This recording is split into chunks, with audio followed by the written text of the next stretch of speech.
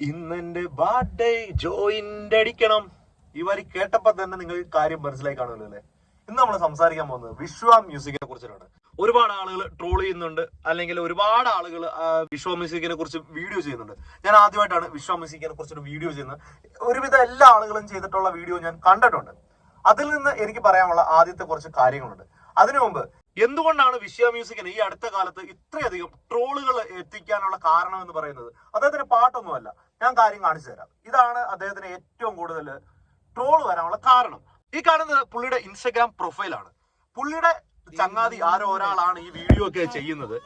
അയാള് ചെയ്ത കുറച്ച് തെറ്റായിട്ടുള്ള കാര്യങ്ങൾ, അല്ലെങ്കിൽ എന്താ പറയുന്നത്, അവരുടെ സ്ക്രിപ്റ്റ് അത് ശരിയായിട്ടുള്ളതല്ല എന്നാണ് എനിക്ക് പറയാനുള്ളത്. കാര്യം എന്താണെന്ന് കണ്ടു കഴിഞ്ഞതിന് ശേഷം ഞാൻ പറയാം.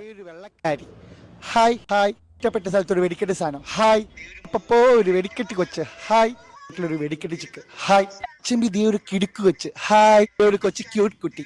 ഹായ്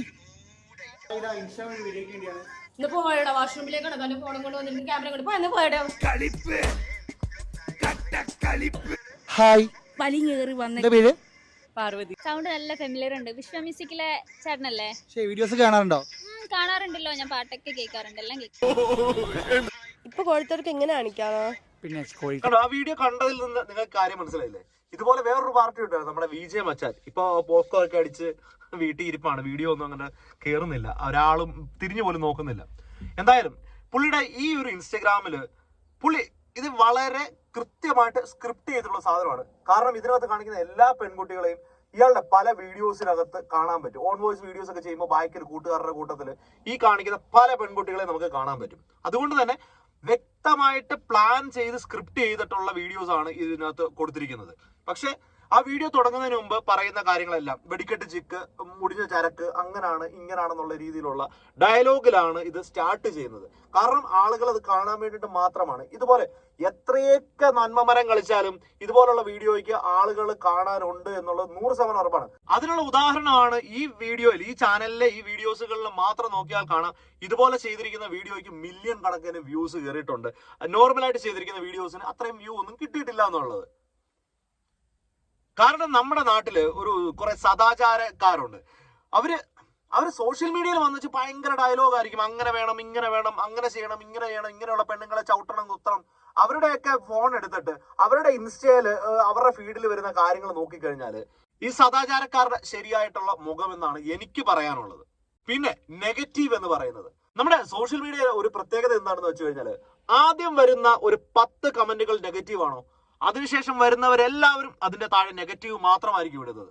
കാരണം അവർക്കത് ഇഷ്ടപ്പെട്ടാൽ പോലും, അയ്യോ ഇവർക്ക് എല്ലാവർക്കും ഒന്നും ഇഷ്ടപ്പെട്ടിട്ടില്ല, ഇനി ഞാനത് ഇഷ്ടമാണെന്ന് പറഞ്ഞു കഴിഞ്ഞാൽ എല്ലാവരും കൂടെ എന്നെ ഏറിക്കയറ്റും, അതുകൊണ്ട് അത് വേണ്ട, അങ്ങനെ പറയണ്ട എന്ന് കരുതിക്കൊണ്ട് വലിയ കുഴപ്പമില്ല എന്ന് തോന്നിയ കാര്യങ്ങൾക്ക് വരെ നെഗറ്റീവ് അടിക്കുന്ന ഒരു കൂട്ടം ആളുകൾ നമ്മുടെ സോഷ്യൽ മീഡിയയിലുണ്ട്. അതുകൊണ്ട് തന്നെയാണ് ആദ്യത്തെ ഒരു 10-15 കമന്റ് എങ്ങനെ ഇരിക്കുന്നു അതിനനുസരിച്ചിരിക്കും ആ ഒരു വീഡിയോയുടെ ബാക്കിയുള്ള കമന്റുകൾ. അതിൽ 1-2 എണ്ണം ചിലപ്പോ തിരിച്ച് ചിന്തിക്കുന്ന ആളുകളും ഉണ്ടാവും. അങ്ങനെയുള്ള അത് വളരെ കുറവാണ്. പക്ഷെ കൂടുതൽ നെഗറ്റീവ് വരാനുള്ള ഒരു കാരണം ആദ്യമത്തെ നെഗറ്റീവ് പറയുന്ന കുറെ ആളുകളുടെ കാര്യം. ഞാൻ സിനിമ റിവ്യൂസിന്റെ കാര്യത്തിൽ ഇത് ഞാൻ പറഞ്ഞിട്ടുണ്ട്. ആദ്യത്തെ ഒരു 10-15 പേര് പറയുന്ന റിവ്യൂ നെഗറ്റീവ് ആണെങ്കിൽ ആ പടം ഇഷ്ടപ്പെട്ടാൽ പോലും അത് പറയാൻ മടിയുള്ള ഒരു കൂട്ടം ആളുകൾ നമ്മുടെ ഉള്ളിലുണ്ട്. അവരോട് വന്നിച്ച് ഒരാൾ എങ്ങനെ ഉണ്ടായിരുന്നു പടം എന്ന് പറഞ്ഞു കഴിഞ്ഞാൽ ഇല്ല എനിക്ക് ഇഷ്ടപ്പെട്ടു എന്ന് പറയാനുള്ള തന്റെ ഇടം മിക്ക ആളുകൾക്കും ഇല്ല. കുഴപ്പമില്ല എന്നേ പറയത്തുള്ളൂ. പേഴ്സണലി ഞാൻ പറയുന്നത് വിശ്വ മ്യൂസിക് എന്ന് പറയുന്ന ആ ഒരു പയ്യൻ ചെയ്യുന്ന വീഡിയോസിൽ അല്ലെങ്കിൽ പാട്ടുകളിൽ അദ്ദേഹം ഒരു റാപ്പർ ആണെന്നാണ് പറയുന്നത്. റാപ്പ് എന്ന് പറഞ്ഞു കഴിഞ്ഞാൽ ആ ഒരു കാറ്റഗറി ഇഷ്ടപ്പെടുന്ന ആളുകളുണ്ട്, ഇഷ്ടപ്പെടാത്ത ആളുകളുണ്ട്. പക്ഷെ വിശ്വ ചെയ്യുന്ന പാട്ടുകളെ, റാപ്പേഴ്സിൽ തന്നെ നമ്മുടെ ഫെജോ ചെയ്യുന്ന റാപ്പ്, വേടൻ ചെയ്യുന്ന റാപ്പ്, ഇതെല്ലാം ഒരുപാട് ഡിഫറൻസ് ഉണ്ട്. അതായത് വേടൻ ചെയ്യുന്ന എന്റെ ഏറ്റവും ഫേവറേറ്റ് റാപ്പർ എന്ന് പറയുന്നത് വേടനാണ്. അത് കഴിഞ്ഞിട്ടാണ് ബാക്കിയുള്ള എല്ലാ റാപ്പേഴ്സിനൊക്കെ എനിക്ക് ഇഷ്ടമാണ്. ഞാൻ കേൾക്കുന്ന ഒരുപാട് നല്ല റാപ്പേഴ്സിന്റെ പാട്ടുകൾ കേൾക്കാറുണ്ട്. ഇപ്പൊ വേടൻ ചെയ്യുന്ന പാട്ടുകൾ എന്ന് പറഞ്ഞു കഴിഞ്ഞാൽ കൃത്യമായ അർത്ഥങ്ങളോട് കൂടി ആ വരികൾ ശ്രദ്ധിച്ചു കഴിഞ്ഞാൽ അയാള് എന്താ പറയുക, നല്ലൊരു ഫ്രസ്ട്രേഷൻ തീർക്കുന്ന, അയാൾക്ക് ജീവിതത്തിൽ കണ്ട കാര്യങ്ങൾ അല്ലെങ്കിൽ ജീവിതത്തിൽ മനസ്സിലാക്കിയ കാര്യങ്ങളെയാണ് വരികളാക്കി എഴുതിയേക്കുന്നത്. അതുകൊണ്ട് തന്നെ വേടൻ പലപ്പോഴും പറഞ്ഞിട്ടുണ്ട്, ഞാനൊരു റാപ്പ് സോങ് എഴുതണമെന്നുണ്ടെങ്കിൽ ചിലപ്പോൾ 2 മാസം 3 മാസം ഒക്കെ എടുത്തിട്ടാണ് ഒരു പാട്ട് ഞാൻ കമ്പോസ് ചെയ്യാറുള്ളതെന്ന് പറഞ്ഞിട്ടുണ്ട്. അതേസമയം നേരെ തിരിച്ച് ഡാപ്സിയെ കുറിച്ച് സംസാരിക്കുകയാണെന്നുണ്ടെങ്കിൽ ഡാപ്സിയെ കുറിച്ച് പറഞ്ഞിട്ടുണ്ട്, എറണാകുളത്ത് നിന്ന് മലപ്പുറം വരെ എത്തുന്ന ആ ഒരു സമയം കൊണ്ട് കാറിൽ ഇരുന്നു കൊണ്ട് ഒരു പാട്ട് തന്നെ ക്രിയേറ്റ് ചെയ്യാറുണ്ട് ഡാപ്സി എന്ന്. അപ്പൊ ഓരോ ആളുകൾക്കും ഓരോ സ്റ്റൈലുണ്ട്. വിഷ്വ ചെയ്യുന്ന ചില പാട്ടുകൾ എനിക്ക് കേൾക്കാൻ അങ്ങോട്ടൊരു മൂഡ് തോന്നാറില്ല, ഒരു സുഖം തോന്നിച്ചിട്ടില്ല. പക്ഷെ വളരെ നല്ല പാട്ടുകളുണ്ട്. നമ്മളിപ്പോ ഒരു പാട്ട് ആസ്വദിക്കുക എന്ന് പറയുന്നത് എല്ലാവരും അതിന്റെ വരികളെല്ലാം കൂടെ മനസ്സിലാക്കിയിട്ടില്ല. അങ്ങനെ വരികൾ മനസ്സിലാക്കിയിട്ടാണെന്നുണ്ടെങ്കിൽ ഞാൻ ഇതിനു മുമ്പ് പാട്ടുകളെ കുറിച്ച് സംസാരിച്ച ഒരു വീഡിയോയിൽ ഞാൻ പറഞ്ഞിട്ടുണ്ട്. നമ്മുടെ 80s 90s കാലഘട്ടത്തിൽ ഇറങ്ങിയിരിക്കുന്ന പാട്ടുകളിലുള്ള അത്രയും അശ്ലീലങ്ങൾ നമ്മുടെ ഇപ്പോൾ ഉള്ള പാട്ടുകളിൽ ഇല്ല എന്ന് തന്നെ പറയാം. ഏറ്റവും ഹിറ്റായിട്ടുള്ള പാട്ടുകൾ എടുത്ത് നോക്കിക്കഴിഞ്ഞാൽ പെണ്ണിന്റെ ശരീരത്തെയും ശരീരത്തിലെ ഓരോ അവയവങ്ങളെയും വർണ്ണിച്ചുകൊണ്ടുള്ള പാട്ടുകൾ, അതായത് സാഹിത്യ രൂപേണ അവതരിപ്പിച്ചിട്ടുള്ള പാട്ടുകളാണ് ആ കാലഘട്ടങ്ങളിലെല്ലാം തന്നെ ഉണ്ടായിട്ടുള്ളത്. ആ പാട്ടിനെയൊക്കെ വളരെ നല്ല രീതിയിൽ അംഗീകരിച്ച ആളുകൾക്ക് ഇന്നുള്ള പാട്ടുകളെ ഒരുപാട് കുറ്റം പറയുമ്പോഴത്തേന് എനിക്ക് ഇതേ പറയാനുള്ളൂ. അന്നുള്ള കാര്യങ്ങൾ തന്നെയാണ് ഇന്നുള്ളത്, പക്ഷെ ആ പാട്ടിന്റെ സ്റ്റൈല് മാറി എന്ന് മാത്രമേ ഉള്ളൂ. നമുക്ക് എന്തായാലും വിഷ്വയുടെ 2-3 പാട്ടുകൾ കേട്ടു നോക്കാം. നിങ്ങൾ അതിന് ഫുള്ളായിട്ട് കണ്ട് കുറച്ച് വരികൾ ഞാൻ കേൾപ്പിക്കാം. നിങ്ങൾക്ക് ഇത് ഇഷ്ടപ്പെടുന്നുണ്ടോ ഇല്ലയോ എന്നുള്ളത് നിങ്ങൾ കമന്റിൽ പറയണം. പതറുന്നുള്ളം ഇരുളിൻ മറവിൽ ചിതറുന്ന മോഹങ്ങളല്ല മിന്നി മായാതെ എന്നിൽ തന്നെ തൂവള്ള വിരിച്ചാലും ഇരുൾ തന്നെ കണ്ണീരുകളിൽ കനലണയേ. ഇന്നെന്റെ ബാഡ് ജോയിന്റ് അടിക്കണം, ഒന്ന് കറങ്ങണം, എല്ലാം മറന്ന് പറക്കണം. എവിടെന്ന് തുടങ്ങണം അറിയില്ലടാ, എവിടെന്ന് തീർക്കണം അറിയില്ലടാ. ഈ ലോകം മുഴുവൻ പ്രേമം പ്രേമം കപടം കപടം. അറിയാതെ ലൈനൊന്ന് അടിച്ചൊള്ളിയോ, അവിടെന്ന് ശനി നിന്ന് കറങ്ങുന്നടാ. തല പമ്പരം പോലങ്ങ് കറങ്ങുന്നടാ, ക്ഷീണം ക്ഷീണം.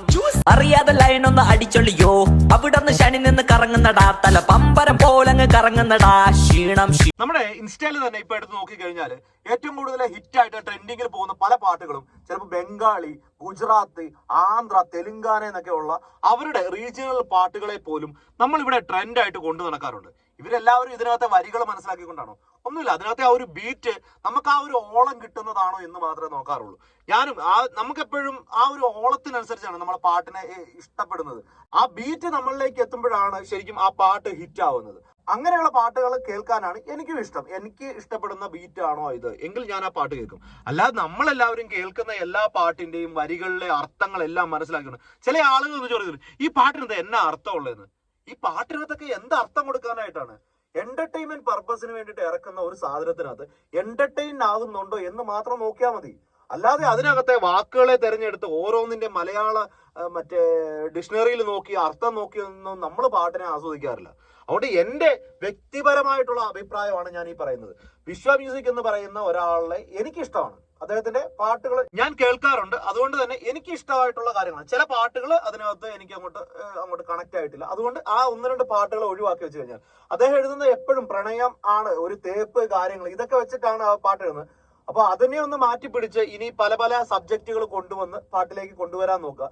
പിന്നെ അതേപോലെ ഇൻസ്റ്റാഗ്രാമിൽ ഇതുപോലെ പെണ്ണുങ്ങളെ വെച്ചിട്ടുള്ള ഒരു നെഗറ്റീവ് മാർക്കറ്റിംഗ് ഉണ്ടല്ലോ, അതിനെയൊക്കെ ഒഴിവാക്കി നല്ല നല്ല പാട്ടുകൾ ആളുകളിലേക്ക് എത്തിച്ചു കഴിഞ്ഞാൽ തീർച്ചയായിട്ടും താങ്കളെ അംഗീകരിക്കപ്പെടും എന്നുള്ളത് ഒരു 100% ഉറപ്പുള്ള ഒരു കാര്യമാണ്. കാരണം നമ്മുടെ നാട് അങ്ങനെയാണ്. പണ്ട് സന്തോഷ് പണ്ഡിറ്റിന്റെ കാര്യം എടുക്കുക. സന്തോഷ് പണ്ഡിറ്റ് എനിക്ക് തോന്നുന്നു 2010 കാലഘട്ടത്തിലാണെന്ന് തോന്നുന്നു കൃഷ്ണനും രാധയും പറയുന്ന ഒരു സിനിമ. അന്നൊന്നും ഈ പറയുന്ന ഫേസ്ബുക്കോ അല്ലെങ്കിൽ ഇൻസ്റ്റാഗ്രാമോ ഒന്നും ഇല്ലാത്തൊരു കാലമുണ്ട്. അന്ന് ഞാൻ സന്തോഷ് പണ്ഡിറ്റിനെ ഏറ്റവും ആദ്യം അറിയുന്നത് കൃഷ്ണനും രാധയുടെയും യൂട്യൂബിൽ അദ്ദേഹത്തിന്റെ ഷൂട്ടിംഗ് സൈറ്റിൽ പോയിട്ട് അല്ലെങ്കിൽ ആ ഷൂട്ടിംഗ് ലൊക്കേഷനിൽ പോയിട്ട് 1-2 ആളുകൾ വീഡിയോ ചെയ്തിട്ടുണ്ട്. അതിനകത്ത് അയാൾ പറയുന്നുണ്ട് യൂട്യൂബിലൂടെ എനിക്ക് ഇത്രയും വരുമാനം കിട്ടും, ഈ പറയുന്ന അതേ രീതിയിലുള്ള കാര്യങ്ങൾ പറയുന്നുണ്ട്. അതിന്റെ താഴെ വന്നിരിക്കുന്ന കമന്റുകൾക്കും തെറികൾക്കും ഒന്നും ഒരു പഞ്ഞമില്ലാത്ത തെറികളാണ്. ഇന്ന് ഫേസ്ബുക്കിൽ ഇരുന്ന് കമന്റിൽ അല്ലെങ്കിൽ ഫേക്ക് ആയിട്ട് വന്ന് തെറി പറയുന്ന പണ്ടത്തെ ആളുകൾ അവിടെ ഉണ്ടായിരുന്നു. നല്ല രീതിയിൽ നിങ്ങൾ നോക്കിയാൽ കാണാൻ പറ്റും. ആ വീഡിയോസ് ഒക്കെ ഇപ്പോഴും ഉണ്ടാവും ഈ പറയുന്ന യൂട്യൂബിനകത്ത്. ആ സിനിമ ആദ്യമായിട്ട് ഇറങ്ങിയപ്പോ എറണാകുളത്ത് ആ സിനിമ റിലീസ് ചെയ്ത തിയേറ്ററിന്റെ മുന്നിലടക്കം ആളുകൾ, ഇഷ്ടംപോലെ ആളുകൾ ആ സിനിമ കാണാനുണ്ടായിരുന്നു. കാരണം ചുമ്മാ തിയേറ്ററിനകത്തിരുന്ന് തെറി വിളിക്കാനായിട്ട്. അതേ സന്തോഷ് പണ്ഡിറ്റിന്റെ ഇന്നത്തെ ഓരോ വാക്കുകളും ആളുകൾ അംഗീകരിച്ചു കൊടുത്തുകൊണ്ടിരിക്കുകയാണ്. അന്ന് ചില ചാനലുകളിൽ സന്തോഷ് പണ്ഡിറ്റിനെ വിളിച്ചിരുത്തിക്കൊണ്ട് അദ്ദേഹത്തിന്റെ ഒരു വർത്തമാനം ഉണ്ടെങ്കിൽ ആ പരിപാടി ഹിറ്റ് ആണെന്ന് മനസ്സിലാക്കിക്കൊണ്ടത് അന്ന് കുറെ ആളുകൾ അദ്ദേഹത്തെ വിളിച്ചിരുത്തിക്കൊണ്ട് കളിയാക്കിക്കൊണ്ടൊക്കെ കുറെ പ്രോഗ്രാം ചെയ്തിരുന്നു. പക്ഷെ ഇന്ന് ആളുകൾ ആ സന്തോഷ് പണ്ഡിറ്റിനെ കളിയാക്കിയ വീഡിയോകൾ കാണുമ്പോഴത്തേന് അന്ന് കളിയാക്കിക്കൊണ്ടിരുന്ന ആളുകളുമായിട്ട് കമ്പയർ ചെയ്യും. അതുപോലെ തന്നെയാണ് വിശ്വ മ്യൂസിക്കിന്റെ കാര്യവും എനിക്ക് പറയാനുള്ളത്. ഇന്ന് കളിയാക്കുന്ന ആളുകൾ നിങ്ങളെ നാളെ അംഗീകരിച്ചിരിക്കും. വിശ്വയുടെ വീഡിയോയുടെ അടിയിലൊക്കെ ഒരുപാട് ആളുകൾ വന്ന് ചോദിക്കും തനിക്ക് കഴിവില്ല താൻ കഴിവില്ലെന്ന് താൻ അംഗീകരിക്കണം എന്നൊക്കെ പറയുന്ന ഒരുപാട് ആളുകളുണ്ട്. ഈ കഴിവില്ല എന്ന് പറയുന്ന നിങ്ങൾ ഒന്ന് സ്വയമേ ഒന്ന് കണ്ണടയുടെ മുന്നിൽ ചെന്നിരുന്നിട്ട് ചിന്തിക്കുക, എനിക്ക് എന്താണ് കഴിവുള്ളത്? ഇവൻ ഈ പറയുന്ന അല്ലെങ്കിൽ ഇവൻ ഈ പാടുന്ന ഇവൻ എഴുതുന്ന അങ്ങനെയുള്ള എന്തെങ്കിലും ഒരു കഴിവ് നിങ്ങൾക്കുണ്ടോ എന്ന് സ്വയമേ ഒന്ന് ചിന്തിക്കുക. അങ്ങനെ ഉണ്ടെന്നുണ്ടെങ്കിൽ നിങ്ങൾ അതിനെ വളർത്തിയെടുക്കാനായിട്ട് ശ്രമിക്കുക. എന്തായാലും വിശ്വ ഓൾ ദ ബെസ്റ്റ്. താങ്കൾ ഇനിയും വീഡിയോസ് ചെയ്യുക, പാട്ടുകൾ ചെയ്യുക. ഇഷ്ടപ്പെടുന്നവരൊക്കെ ഇഷ്ടപ്പെട്ടെന്നേ, ഇഷ്ടപ്പെടാത്തവർ കേൾക്കണ്ട, അത്രയേ ഉള്ളൂ.